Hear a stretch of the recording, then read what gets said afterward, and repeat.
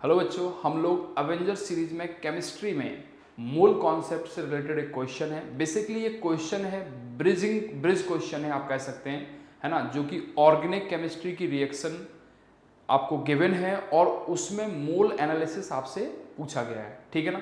इस वीडियो को आप लास्ट तक देखिएगा क्योंकि इसके लास्ट में हमने एक क्वेश्चन ऐड कर रखा है जो आपके लिए है। आपको उस क्वेश्चन को सॉल्व करना है और कमेंट में आंसर करना है। तो चलिए स्टार्ट करते हैं। क्वेश्चन पढ़ते हैं। सबसे पहले क्वेश्चन में दिया गया है कि आपको एक नाइट्रोजन एक्सपेरिमेंट किया गया।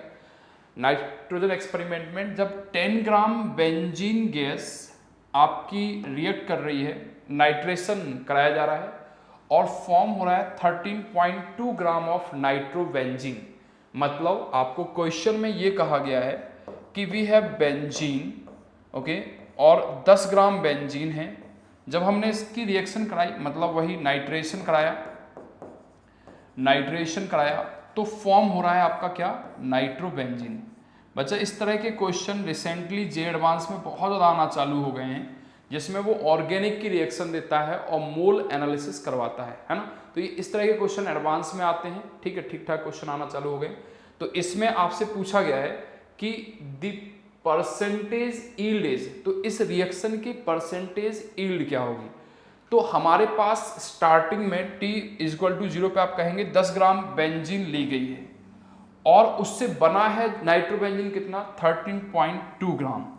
बेटा अगर आपको ईल्ड निकालना है, परसेंटेज ईल्ड, तो हमें क्या चाहिए होगा। चलो ये तो एक्सपेरिमेंटली मास निकला कि हम जब रिएक्शन करा रहे हैं 10 ग्राम बेंजीन की तो आपका 13.2 ग्राम ऑफ नाइट्रोबेंजीन फॉर्म हो रहा है।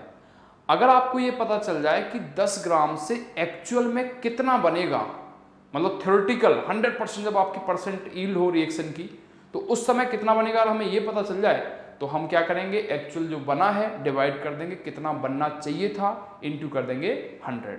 तो पहले हम क्या निकालते हैं, जो आपका नाइट्रोबेंजीन का मास प्रोड्यूस हुआ है थ्योरेटिकली कितना होगा 10 ग्राम से। थ्योरेटिकली का मतलब ये होता है बच्चा कि हम किसी भी रिएक्शन की परसेंटेज ईल्ड जो है वो मान के चलते हैं कि 100% है। तो थ्योरेटिकली अगर हम बात करें तो पहले देखो मोलर मास ऑफ बेंजीन का कितना आएगा। सो इट्स 78 ग्राम पर मोल। एक मोल बेंजीन का मास 78 ग्राम पर मोल होता है एंड नाइट्रोबेंजीन है, सो इट्स बिकम एज 123 ग्राम पर मोल। ये एक मोल का मास है। मतलब हम यहां से ये कह सकते हैं कि इफ परसेंट ईल्ड जो है अगर 100% है, ठीक है ना, रिएक्शन की परसेंट ईल्ड अगर 100% है तो बच्चा 78 ग्राम बेंजीन जो है वो प्रोड्यूस करेगा कितना, produces it's 123 gram of nitrobenzene.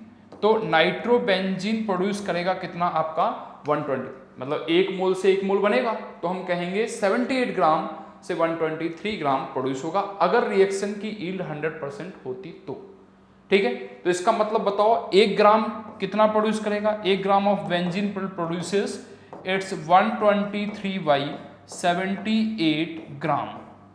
तो अब हम पता कर लेंगे, इससे 1 ग्राम से पता चल गया इतना निकलेगा, तो हम पता कर लेंगे कि ओरिजिनली हमने अगर बेंजीन 10 ग्राम ली है तो कितना 100% ईल्ड पर बनना चाहिए था। ओके, तो अगला है वही 10 ग्राम ऑफ बेंजीन प्रोड्यूसेस कितना, सो इट्स 123/78 इंटू 10। बेटा इसको आप सॉल्व करेंगे तो ये वैल्यू आएगी 15.77 ग्राम। तो ये जो आपका अमाउंट निकल रहा है बेटा ये थ्योरेटिकल ईल्ड है। क्या है, थ्योरेटिकल आपकी ईल्ड हो गई, है ना। और एक्सपेरिमेंटल ईल्ड कितनी आ रही है, एक्सपेरिमेंटल आप कहें या एक्चुअल की बात करें, एक्चुअली प्रोड्यूस जो हो रहा है वो हो रहा है इट्स 13.2 ग्राम। तो 13.2 ग्राम। तो अब आपको पता चल गया कि अगर हम 10 ग्राम बेंजीन से नाइट्रोबेंजीन प्रोड्यूस कराते हैं तो होना चाहिए था मास कितना प्रोड्यूस, 15.77 ग्राम नाइट्रोबेंजीन प्रोड्यूस होनी चाहिए थी, लेकिन प्रोड्यूस हो कितनी रही है, दिया गया है क्वेश्चन में 13.2 ग्राम। तो परसेंट ईल्ड क्या होता है, percent yield is equal to होता है इट्स अ एक्चुअल और experimental yield by theoretical yield into 100। तो हमारे पास एक्चुअल में कितना मास प्रोड्यूस हुआ है, तो ये हुआ है 13.2 ग्राम, प्रोड्यूस होना चाहिए था 15.77 इंटू 100। तो बच्चा ये जो वैल्यू आएगी वो लगभग आप निकालेंगे तो ये जाएगा 83.5%। तो ये होगी बच्चा actual yield of the reaction.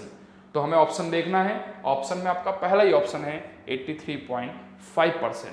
ठीक है, तो इस तरह के जो क्वेश्चंस हैं रिसेंटली जेईई एडवांस कई क्वेश्चंस ऐसे पूछा है। जैसे अगर हम 2022 का पेपर देखें तो उसमें ऐसे क्वेश्चंस आपको मिलेगा, है ना। तो चलिए नेक्स्ट क्वेश्चन आपके लिए है, आपको सॉल्व करना है। अगला क्वेश्चन, इसका आंसर बताना है। ठीक है, क्वेश्चन में आपको दिया गया है आयनाइजेशन एंथैल्पीज, दो एलिमेंट हैं ए और बी। ठीक है, इन दोनों एलिमेंट्स की फर्स्ट आयनाइजेशन दी गई है, सेकेंड आयनाइजेशन दी गई है और थर्ड आयनाइजेशन दी गई है। अब इन आयनाइजेशन एंथैल्पी के बेसिस पे आपको डेटा जो दिया गया है उसके बेसिस पे ऑप्शंस पे कमेंट करना है कि कौन सा option A B C D में से करेक्ट होगा। आप देखो ऑप्शन ए दिया होगा है आपको कि both A and B belong to group 1 where B comes below A.